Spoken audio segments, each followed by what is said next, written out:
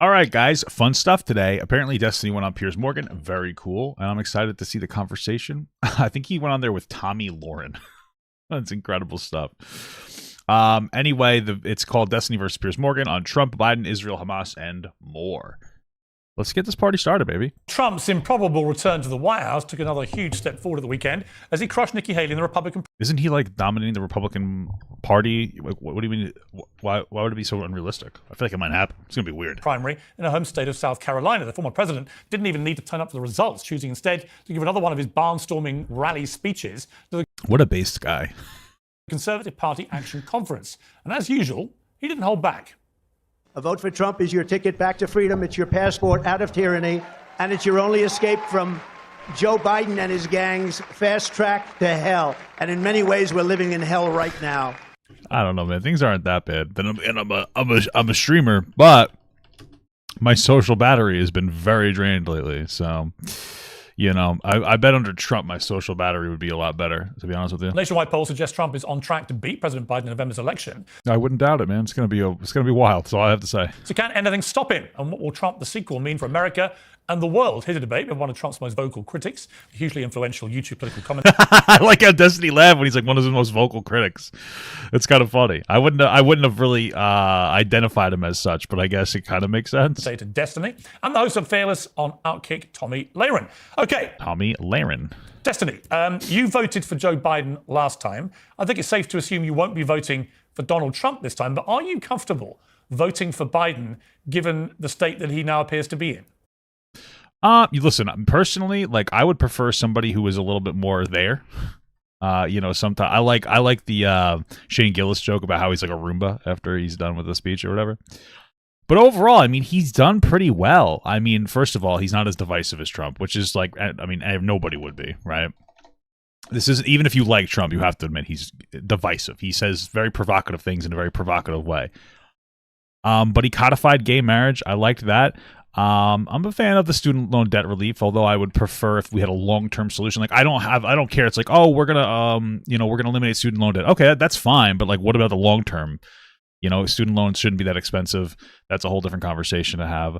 I appreciate the strength he showed in the when it comes to Ukraine. Same thing with Israel-Palestine. I'm happy that he's siding with Israel, but he's still pushing back and trying to, you know, at least to some degree, push for a humanitarian solution. He expanded the Fed so that people making over 400 grand will have to pay more taxes or actually be held, you know, to point on their taxes.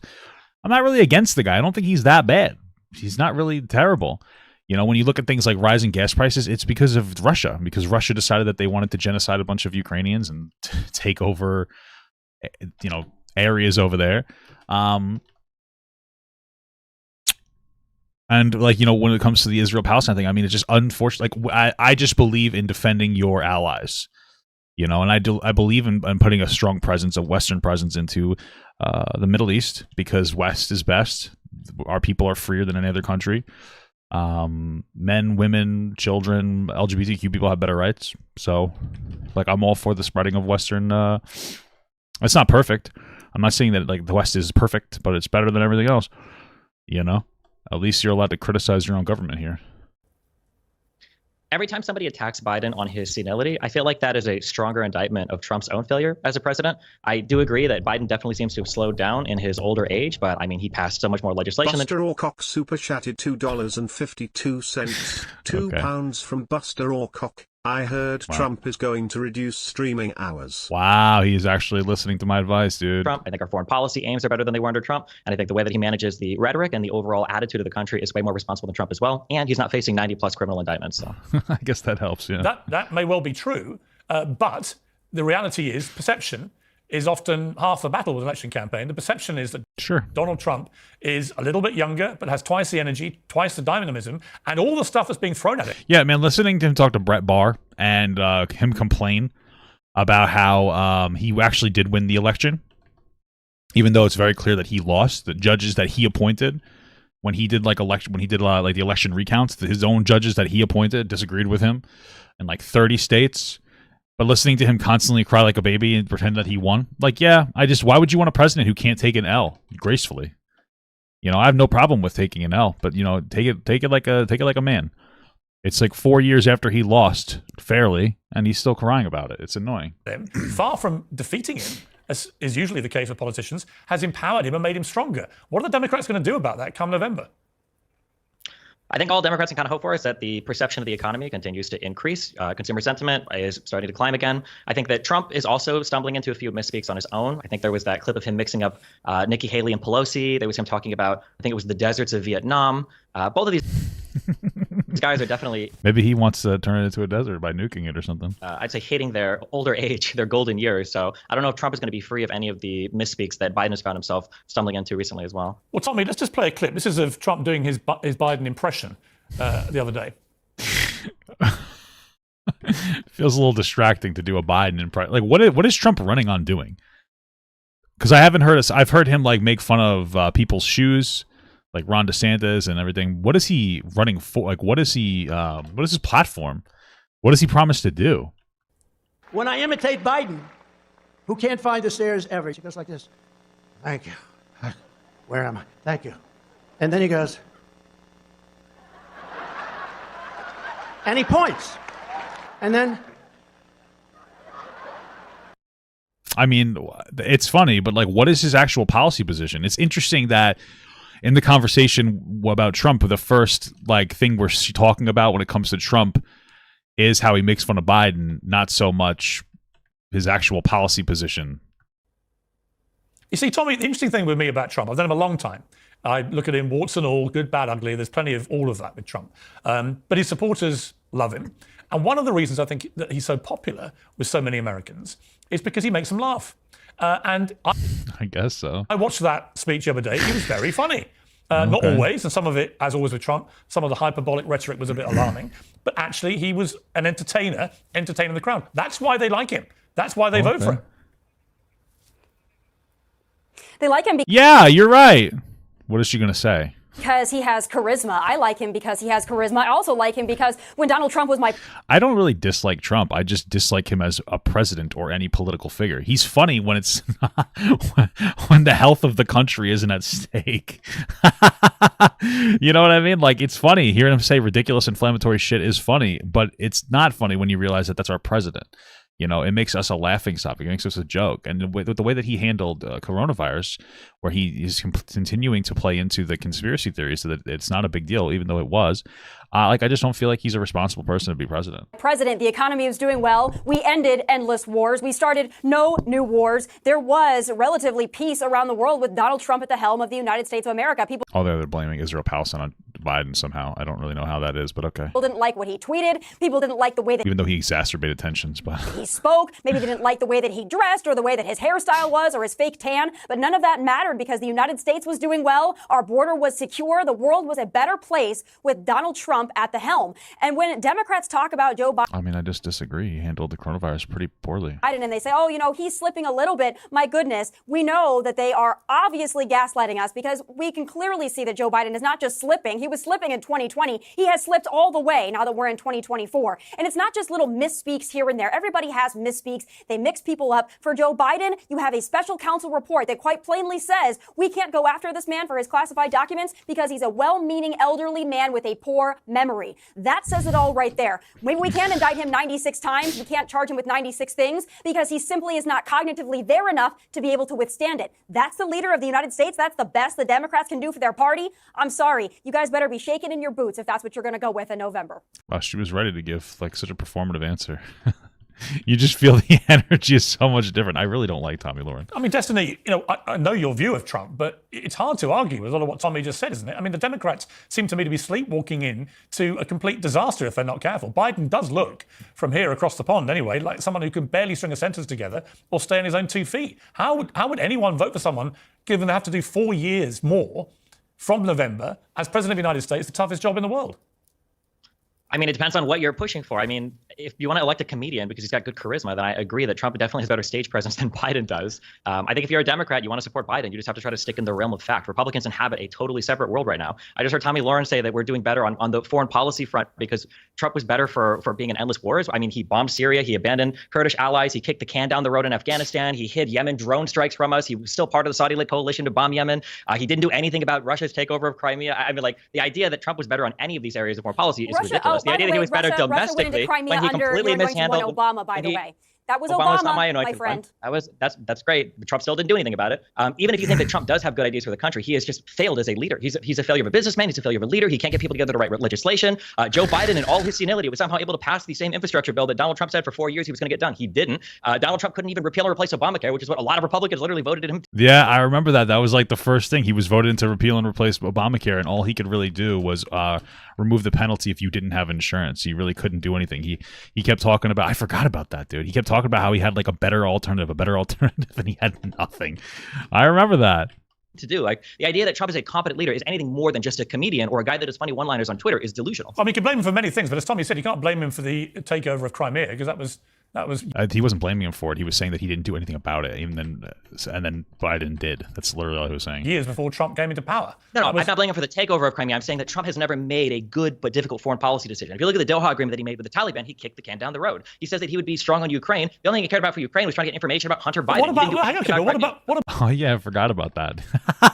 I forgot the specifics, but it was something along the lines of like he was trying to get opposition research, or else he was going to withhold funds. It was actually fucking insane. About what Joe Biden did in Afghanistan, which was the most shameful and disgraceful overnight fleeing of a country and throwing millions of Afghan women back to the Taliban walls. Now, you can blame Trump all you like for that, but the bottom line is it happened under Joe Biden on his watch. He was president. It was a catastrophic. Was that Trump or Biden's like pull-out plan, though? Failure, that evacuation. So many. Wasn't that in a transitional phase? I mean, yeah, it wasn't great. I mean, we probably never should have left. Those women got fucked when we left, but you know. Allies and friends of the Americans were left in its wake. Many people died that day, and women in Afghanistan have gone back to the medieval dark ages. That's on Joe Biden, isn't it? No. If you read the special inspector general report for Afghanistan, the whole reason why that pullout happened on that timetable was because of the Doha agreements that Donald Trump signed. He drew our troop levels down to historic lows in Afghanistan for when Biden came into office because Donald Trump put America on a timetable to leave that country. If Biden wanted to, he could have come in and undone that. So you're blaming Donald Trump for a decision that was taken 8 months after he left office. That decision was taken under Donald Trump. Well, you would imagine that would have been Donald Trump's decision as well, no?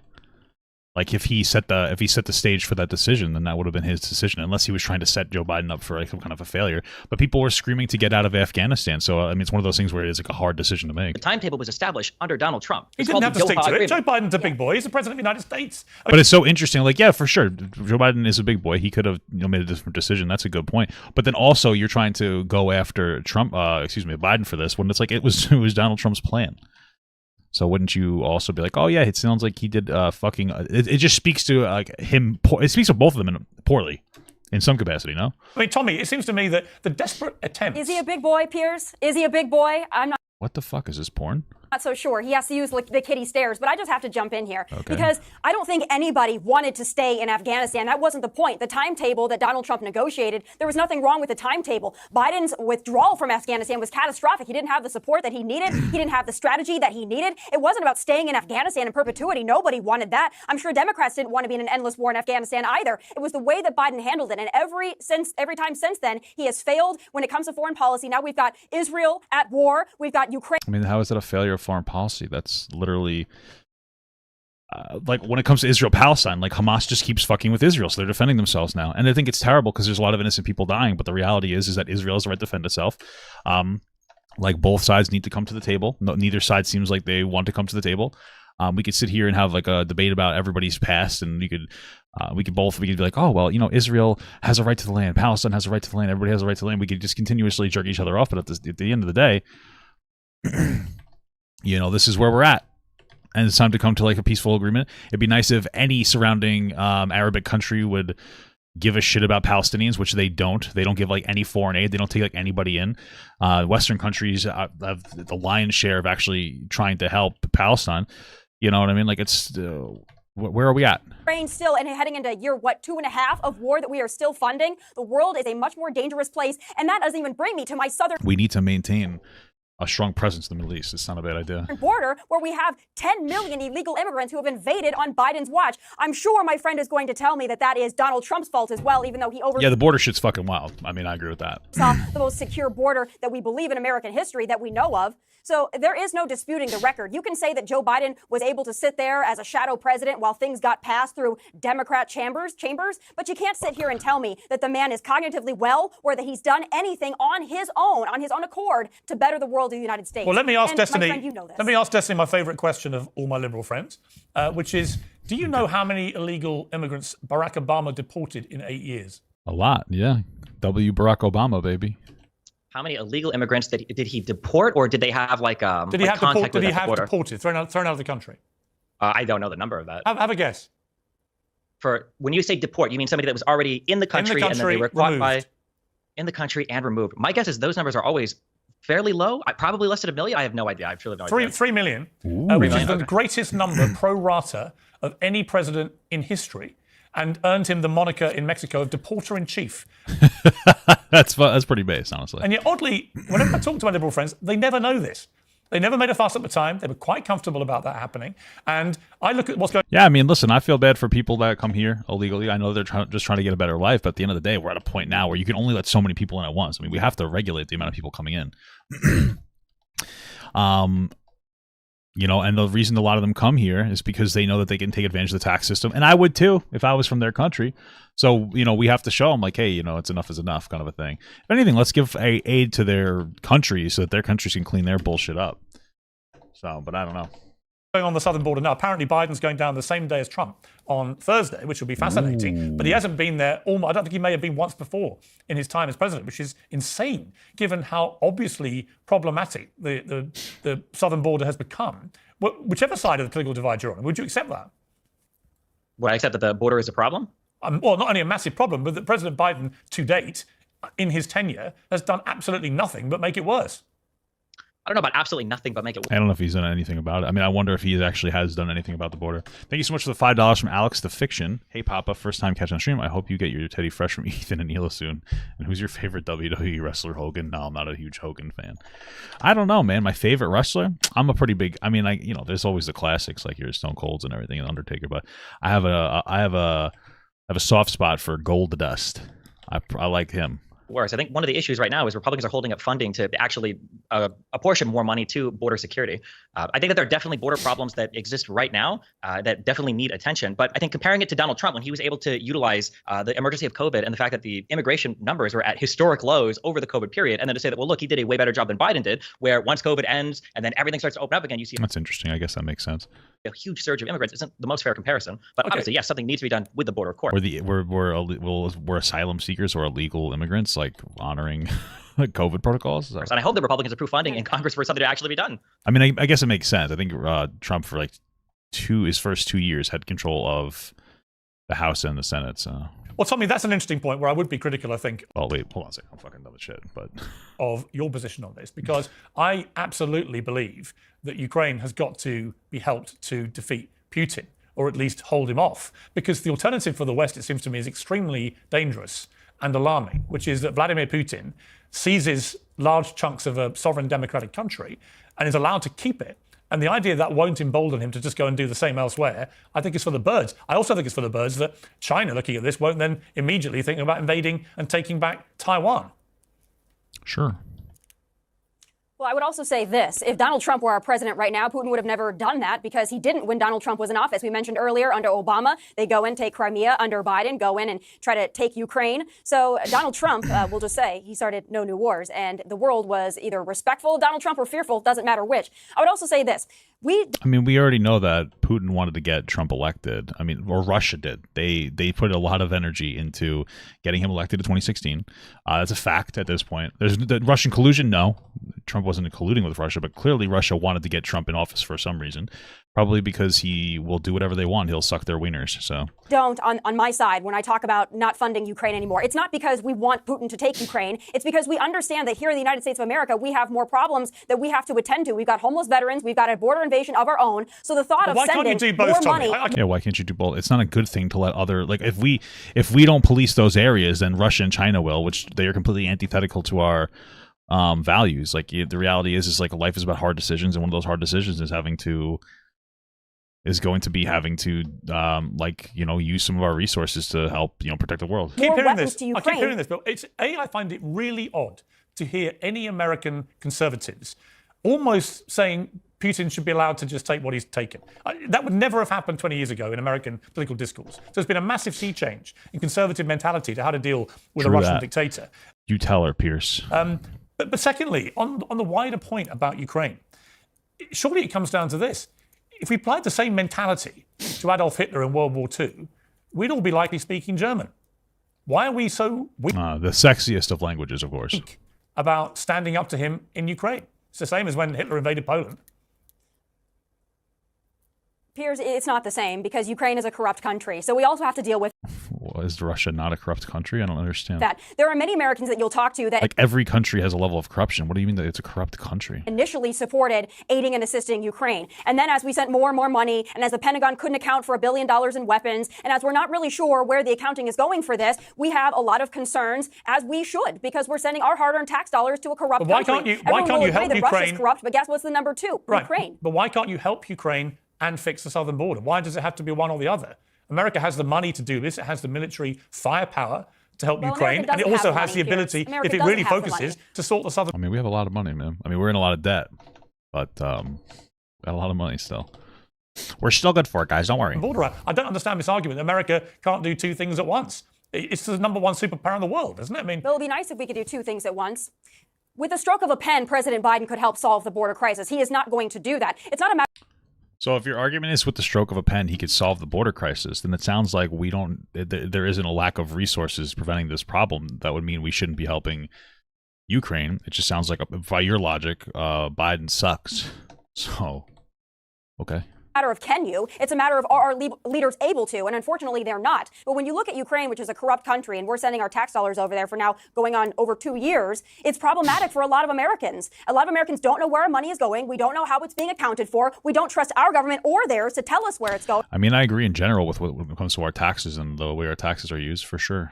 So that's where the problem lies. Okay, I feel like there's like a lack of transparency when it comes to like how some of our taxes are used. And we also believe, if we really want to squeeze Putin and we want to squeeze Russia, but Piers, I want to say this, we should be focusing also on American energy independence, because when you have strong American energy independence, that's another way we have energy independence. We just don't utilize it right now so that we can reserve our resources. America has broadly more energy independence than most countries in the world. So that's not a big problem. Your independence for energy is very strong compared to most European countries. It's not a big problem at all. What the fuck is she talking about? Like, we obviously will trade for energy and whatnot, like oil, whatever. But we could shut down tomorrow and we would still be able to manage, like, right? It's about using other people's resources first so that if there ever was a shutdown, we're prepared for it. Destiny, you've been listening patiently to this. I want to play a clip. This is Trump talking about foreign policy in his speech at the weekend. Viktor Orban, somebody I respect greatly. Oh, I like that guy, Orville Redenbacher, the popcorn. Is that who I'm thinking of? People respect him. Tough guy, smart guy. He made the statement recently. He said, you bring back Trump, it'll all stop. They all listened to Trump. They respected Trump. He actually said it stronger than he said. They were afraid of Trump. I don't want people to be afraid of me.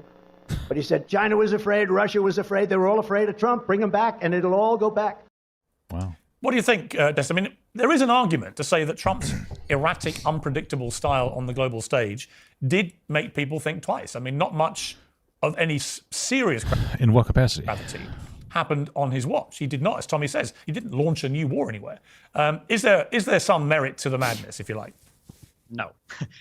People seem to want to give Trump credit for some things, like people not starting wars or people not engaging in certain types of, international armed conflict decisions. But the reality is that if you analyze any of the actual particular things that he did when it came to foreign policy, most of them were the precursors for the conflict that we are now blaming on Biden. For instance, I brought up before the round of Doha talks that happened between the Taliban and the United States. The Afghanistan government wasn't even included in those talks. If you look at what's happening right now in Israel and Palestine, the whole Abraham Accords, where Donald Trump was heralded as having peace in the Middle East, the whole reason that was done in a way was to avoid Israel annexing annexing the West Bank and to undermine the Palestinians there that wanted to negotiate with Israel for peace. The whole Abraham Accords completely cut them out of the conversation. It's one of the reasons why Hamas felt so slighted. It's one of the reasons why Palestinians are engaging in more violent activity against Israel, is because nobody's ever been negotiating with them. So there's like this very superficial view that you can take where you can say, oh, Donald Trump was good for foreign policy because no new wars happened to start under this 4-year time period. But if you look at what he was actually setting up in any of the countries where the conflict was going on, all he was doing was setting the stage to kick the can down the road for future conflict to erupt, which it has. All right, Destiny, what would you give Trump? Interesting. Okay. I mean, I don't doubt it. I remember when he, okay. What domestically or internationally? Anything. Give him some credit for something. People dying in COVID more than they had to. Something. Let's see. If I had to give Trump credit for anything, I mean, our economy was strong under Trump. I do think. Yeah, it was strong, but it was because he basically took a loan out of the bank and said that he made money, right? The tax cuts were never going to be sustainable in any capacity. He increased the annual federal deficit by like $400 billion a year before COVID hit, even though the economy was already pretty strong. It like the economy being strong, there was no long-term capacity to what he had done. It was just like, hey guys, like me now because I won't be here in 4 years, so I won't have to deal with the bullshit, you know? I think sometimes that Democrats are too heavy-handed when it comes to things related to welfare or things related to taxation. I don't like the idea of demonizing success. I think that Republicans typically do a better job, or did do a better job at things like— I like how he pivoted from Trump to just Republicans. Like patriotism or championing wealth or people that were making money. So I guess I would give Trump, general credit for things like that. I mean, I saved money on my taxes. And Tommy, just I guess that's one way to look at it. To return the favor, can you think of something good to say about Joe Biden? He's a handsome guy. When I look at my country right now, there's not a whole lot that I could say about Joe Biden. I think he seems like ice cream, a nice man. He seems like perhaps a good husband, perhaps a good father, supporting, obviously, Hunter Biden. So he seems like he is, I'll use the words of the special counsel, a well-meaning elderly man with a poor memory. I don't think he's a bad person. I think that he's uniquely bad at this job. And I think it's time for someone to come and make America great again. Uniquely bad. Wow. And that's I have to say, I think Destiny wins. In one of the most exploding economies in the history of the United States, and the recovery from COVID, and there's not, in all of the foreign policy guidance we have related to Ukraine and Israel, there's not a single positive thing that we can say about Biden's presidency right now. Well, no, here's what I would say to you. Again, it comes down to perception, Destiny, which is you're not wrong to say that the economy's— Well, yeah, perception matters too, but what about like the actual numbers? In pretty good shape. I mean, obviously, Biden's going to have a pretty strong economy only because we're coming out of a recession, from COVID. So like, everything goes up. It's like, oh, we made so many new jobs. Like, yeah, because there were no jobs, or jobs went down dramatically when people weren't able to work from COVID. But yeah, okay. In America compared to most other countries. The problem is people in America aren't giving Biden credit because his approval ratings are in the tank because they basically see a guy who's senile and they don't want that person to carry on being president. 2/3 of Democrats don't want him to run again. It's not even a Republican issue. Damn, I don't even think he could walk. What are you talking about, run? No party don't want him to.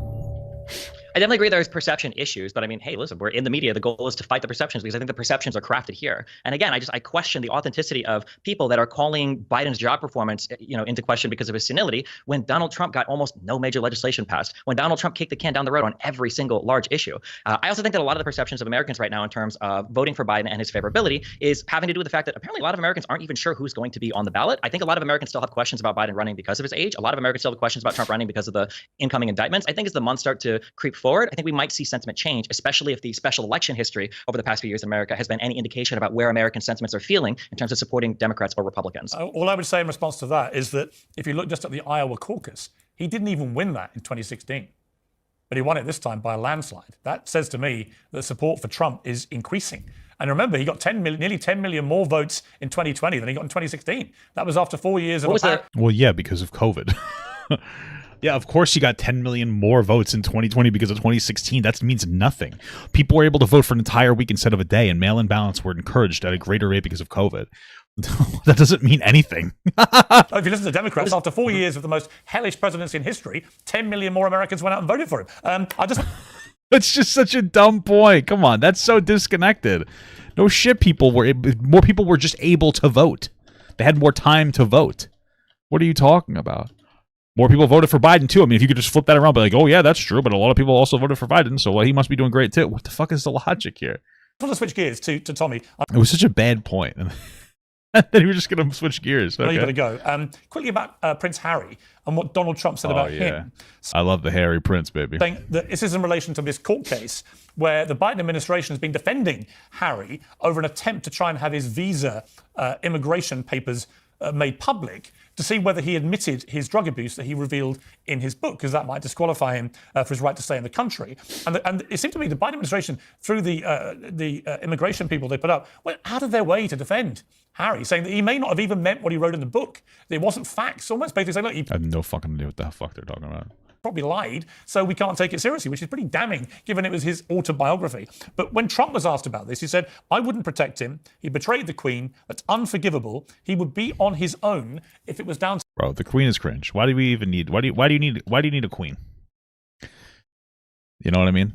That's crazy. To me, I would say that's quite ominous, because if Trump was to win the election and win back the White House, given the way Harry and Meghan have talked about Trump, in a very disparaging manner, I could quite see Trump being petty enough to put Harry on the first boat out of China or out of America. Okay. Well, I'll tell you this, there are a lot more people that need to be deported that have come to our country illegally, a lot for Donald Trump to do on day one to get our country back on track. But I will say this, Donald Trump is not somebody who coddles people. He's not somebody who is going to coddle Prince Harry and Meghan. Obviously, they've said bad things about him, and the Biden camp, the Democrats, like Harry and Meghan because they feel like maybe there's some kind of liberal super. Well, I mean, I think the point is... Okay, stars, whatever. but I think Donald Trump is going to tell it like it is, and he doesn't care how much money you have, and he doesn't care how many books you've written or what your status. Well, I mean, the issue apparently here, from what I can gather, is that Trump doesn't like this person, and it might potentially cloud his judgment on whether he should be deported or not. I have no fucking idea what the fuck we're even talking about. Prince Harold. This is Donald Trump is going to do what Donald Trump's going to do, and law and order is going to make a comeback. If that unfortunately negatively impacts. I just pivoted to. Okay. Prince Harry, I don't think I'll be crying myself to sleep at night. I don't think you will either, Piers. Well, we don't want him back here. This is the problem. This could be a nightmare for the Brits. He's so unpopular here. Tommy, you've got to go. Thank you very much indeed for joining us. I appreciate it. Good luck with your own show, which you're going to tape now. And thank you for joining us. Destiny, you're going to stay with me because I want to talk to you about... Ooh, Destiny. Kisses. About your response to last week's debate on Uncensored between Professor Norman Finkelstein and Rabbi Shmuley. I think it's fair to... Bro, I'm not trying to be rude. What kind of fucking... Those are some crazy names. Finkelstein and Shmuley is wild. Say you weren't massively complimentary. Let's take a look. Is Destiny prepared for this? He starts laughing. That's what happens when you goon too close to the sun, brother. Oh my god. Is there any debate? Is this actually a real debate? Or is it, who the is this fucking loser? This is embarrassing. Rabbi Shmuley? Is he like a Twitter guy? How am I going to survive in a real one-on-one debate? This is his real talking speed. This is just stupid debate. Ugh. I can do an interview, thank you. I can't believe he's giving pushback to Norm on this debate, and he let this guy yap on the most retarded ad homs for bad words. like 20 minutes. Oh my god, but he's not going to answer it. It's just like, it's a stupid argument on so many different levels. I don't equivocate either with the other. Sound the incorrect use of equivocate alarm. Bro, oh my god, these are the types of posts I ban from my subreddit. We get it. Oh my god. Oh god, that's just Destiny out of context, baby. Just on a technical... I know that they're actually their names. Fucking crazy. Schminglebang. Fucking Rabbi Schminglebang over here. Bungletoad. I think I was using the word equivocate correctly there, unless I'm wrong. I'd have to go back and analyze the use of the word equivocate. Let me be clear: the stuff we do on stream is obviously way more relaxed than this environment. But the main criticism, the main criticism that I basically have with almost all of the Israel-Palestine debates is both sides have this hyper-specific narrative that tends to omit every single exculpatory thing from the other side, and it drives me crazy. So whether it's a rabbi on here that's talking about like the innocence of Israel, or even the guy you had on right before saying like, well, Israel doesn't like to fight, we don't like to do that. It's like, really? Because Israel has taken advantage of every single military opportunity they've had in the history to expand their territory. So saying they don't want to fight is really silly. But then on the other hand, you get pro-Palestinian people who would say things like, well, Hamas can be a partner for peace, and October 7th was just in response to the horrible concentration camp-like conditions of a region of the world that really isn't even doing that bad compared to other places in the region. So I just hate how hyperbolized both sides of the argument are. I mean, that's fair. Isn't that the whole point? You know, each side is going to basically run their own propaganda machine. It's unfortunate, you know. I disagree with you, and I thought Rabbi Shmuley's ad hominem attacks on the professor were completely over the top, but actually quite illuminating about him and his style of debating. I don't think he played well with the audience at all. And I had a lot of Israelis tweeting me saying, why do you keep having this guy on? He talks in such an inflammatory manner that it doesn't make us look good. So I think that he let himself down a bit there. And on the wider point, I kind of agree. I've had so many of these debates about Israel. It's very hard to do anything that doesn't immediately get dragged to the extremities in terms of the debate. Very hard to reach any point of consensus. You know, and I find that that's the dispiriting thing about that debate. What are you venting, Piers, to Destiny? And it may explain why the whole conflict in the Middle East between Israel and Palestine has been going 75 years and appears so completely intractable. Nobody gives an inch. Yeah. I mean, I guess that's the point for both sides if they both want to win. I mean, I think there's on the ground in Israel-Palestine, you have that issue where both sides have basically their myths that Israel fashioned themselves as these poor people, these poor Jews that wandered into the Middle East and had to fight these impossibly huge Arab armies that had domineering and overwhelming force and power and coordination, when in reality, post 48, Israel was always in a decent position to fight, and that was pretty obvious in their performance in 48, in 67, in 73. It was pretty obvious that they had the military capability to survive. But then on the other hand, you get, the Palestinian narrative of they were a poor, dispossessed people in their lands who only ever wanted peace. I think I saw a tweet saying we welcomed Israelis with open arms. That's absolutely not true. I think that the on-the-ground narratives contribute to the conflict feeling intractable. But unfortunately, I think internationally, I think we feed into the intractability as well, because people are that conflict is so perfect for everybody to have a really strong opinion. You've got brown people and white people. You've got Jews and Muslims. You've got oppressed and oppressors. You've got Western colonial and Middle Eastern country. Like, everybody can have an opinion about this conflict because of the different parties. Yeah, Piers vending to a stripper, very funny. Involved, and people are so not level-headed when it comes to evaluating what's going on that they end up hyping up both sides and they elevate the expectations to unrealistic levels, which means neither side is really willing to actually settle for a realistic resolution that might make both sides feel a little bit good and a little bit unhappy. Yeah, I mean, a good compromise. Nobody's happy with a good compromise. You know what I mean? That's kind of how it works, no? What do you think a realistic resolution looks like? I mean, yeah, I feel like we're at the point, two-state solution. There's no way that these two groups of people are going to live together, and probably some kind of surrounding Arab nations that are friendly with Palestine intervening in some capacity, whether it's like maybe creating some kind of like a border zone, regulate things in and out, something along that capacity, maybe even to some extent some kind of a police state from a surrounding Arab nation in Palestine to help them like set themselves up and get their government going. Maybe even some reparations towards the Palestinian people, although I wonder if that would just end up lining the pockets of Hamas, because that's kind of historically been where a lot of that money goes to, is like Hamas leaders that don't give a shit about their people. I don't know. I think it's a multifaceted thing, but I would say that it has to be some kind of two-state solution, and both sides need to be willing to negotiate for peace. And this is the hard one: both sides probably need to be willing to sacrifice a little bit for peace. That means that not every Palestinian is going to be happy with the final resolution. It means that Abbas might have to suffer, even more loss of his popularity, or whatever Palestinian leader rises might have to suffer more loss of popularity. It might mean on the Israeli side, similar to Begin or Rabin, negotiators for peace in the past, you might have to pay a political price for being a negotiator for peace, because sometimes the Israeli people or your Knesset doesn't always support you when you're negotiating peace against either Arab states or Palestinians. But the leadership has to be there, that has to be willing to suffer a setback or some loss initially for the peace agreement. And then both people need to have some kind of tolerance to say, hey, listen, we might not get everything we want on the old city. That applies to Jews and Muslims, or that applies to Israelis and Palestinians. Or, hey, we might have to do a lot of land swaps in the West Bank. Hey, all of these settlements that are outside of directly near the Green Line, maybe these do need to be torn down. But yeah, the conversation, we're not even a place we can start the conversation on that yet, because people don't even know if Hamas should exist or not, or if Israel has a right to defend itself, or if maybe murdering 1,200 civilians is a reasonable response to the supposed concentration camp conditions that exist in Gaza. Yeah, I mean, you did a debate with Cenk Uygur, who's been on this show. Hi, fucking Cenk Uyghur's just, I don't know, not a particular fan. I don't think he's particularly intelligent. He's just very loud and he's emotional. And emotional's not always bad, but he's not really interested in like a reasonable conversation. Listening to him talk to Destiny was just wild. Many times.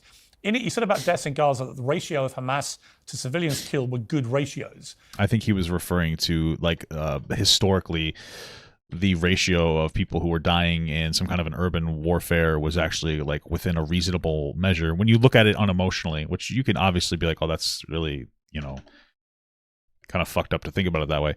I think that's what he was talking about, how, and that was a counterpoint to Cenk Uygur effectively saying that Israel wanted to kill as many civilians as possible, and then Destiny was like, well, they're really not trying to kill as many as possible. Their numbers are either within line or slightly below the line for the typical deaths of civilian casualties in like an urban environment, et cetera, et cetera. But I'm not sure about that. I'll tell you why. The problem I have with the whole death rate in Gaza, especially when there's a comparison made to World War II and how many German civilians were killed and so on, is that there is a unique population in Gaza of 50% children. Now, 50% of the 2 million are under 18. That's 1 million kids running around in Gaza.